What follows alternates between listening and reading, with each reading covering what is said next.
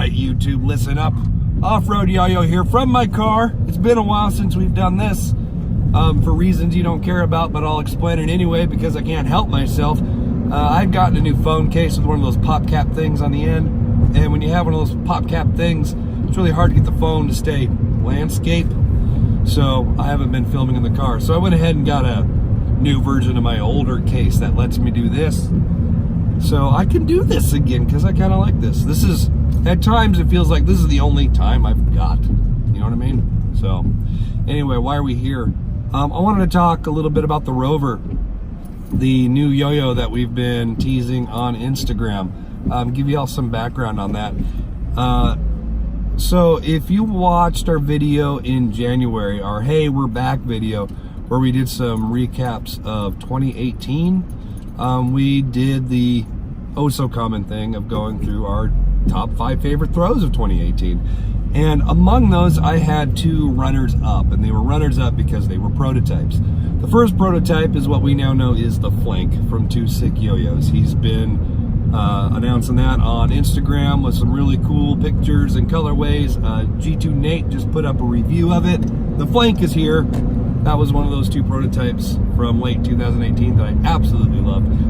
The other one, though, was a prototype made by Jordan Blofeld of the Smashing Yo-Yo Company, then Smashing Yo-Yo Company, now only Pink Yo-Yos.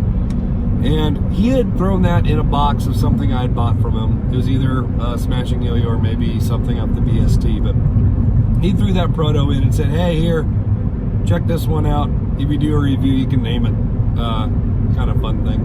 And as I mentioned in that January video, I absolutely loved that yo-yo.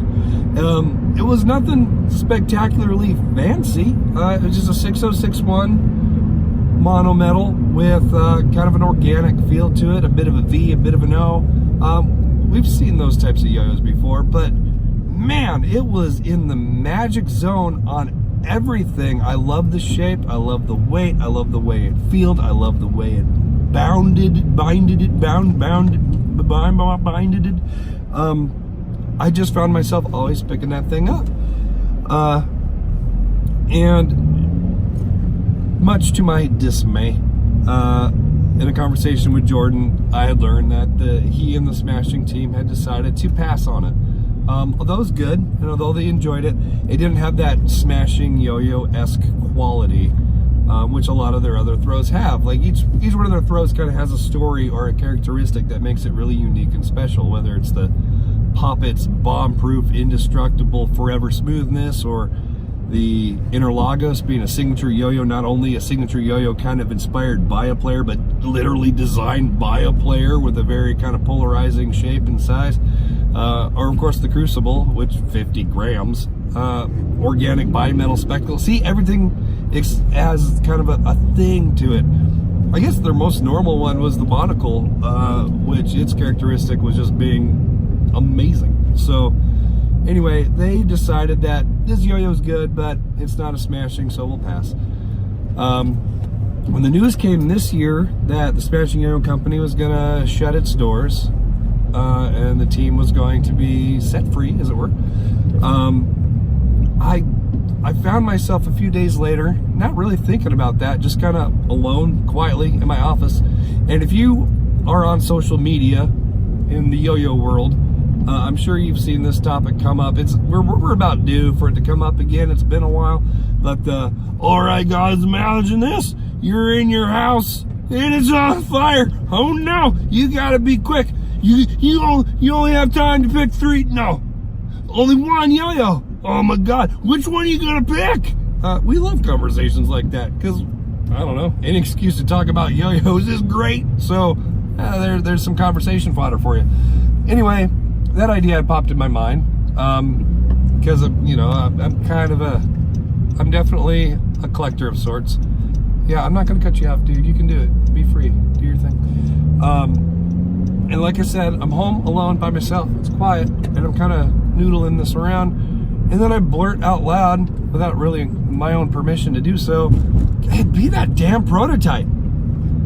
And he went, yeah, you know, it probably would. I can't stop picking that dumb thing up.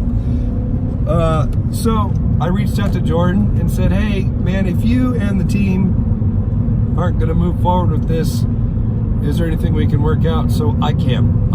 I think this thing should be out in the world. Maybe others won't be as enamored with it as me. That's fine, but let's give it a chance. And we worked something out, and he said, sure. I got the design, and that began my very fast-paced education into the yo-yo design world. So let's kind of break that down a bit to make it very clear. I did not design the Rover, okay? If you saw me posting pictures of this yo-yo and thought, oh great, here comes some other random idiot who makes dumb reviews and lame news thinking he's a yo-yo designer because he talks about them, it's not that. No, this was designed by someone who really knows their stuff. Jordan is a super prolific yo-yo designer. I think he probably cranks out 30 yo-yo designs a day. It seems that way. He's always got an idea. He's always making something. And in my opinion, he's really good at it.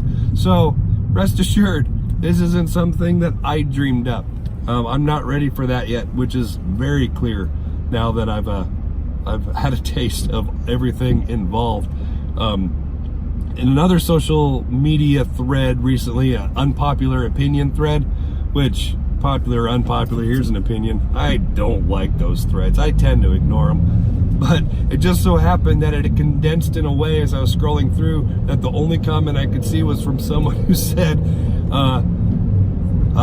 just because you learned how to use the revolve tool in AutoCAD doesn't make you a yo-yo designer, which was really funny because I had discovered that in Fusion 360 with this yo-yo design Jordan had hooked me up with just a few days before, and it blew my mind. And yeah, I did for a moment have that, that's all this is? But no. Starting out with that original drawing, being able to see through the matrix, to have that kind of cross-section image in your head to begin with, not to mention the fundamental workings of what makes that drawing into a good yo-yo. Whew! Man, you guys, mad kudos to all you yo-yo designers. This is some impressive stuff. And I am tinkering around with it, of course, because it's there. Why not? Try to learn it. So that's been good. But yeah, I kind of went off track a little bit. I'm just trying to make the point here that I'm not trying to be some Johnny yo-yo designer. At least not yet.